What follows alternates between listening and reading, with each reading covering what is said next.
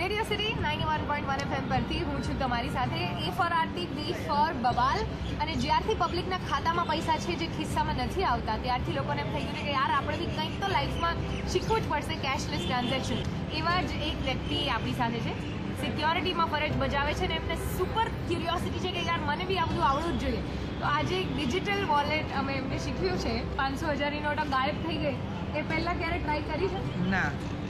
તો હવે એવું લાગે છે કે બધાએ શીખવું જોઈએ. હા, શીખવું જોઈએ બધાને. આ હું હવે કરી શકીશ. કરી શકશે. અત્યારે જે તમને સમજાવ્યું એના ઉપરથી શું લાગે છે કે ક્યાં વાપરી શકાય? લાઇટ બિલ ભરી શકાય, લાઇટ બિલ, મોબાઈલ પેમેન્ટ કરવું હોય, રેલવેમાં યુઝ કરી શકાય. રેલવેમાં ઓકે. કોઈના ખાતામાં પૈસા કોઈને પધરાવવાના હોય, આપણે ઉધાર હોય, કરિયાણાની દુકાન પણ યુઝ કરી શકાય. ઓકે.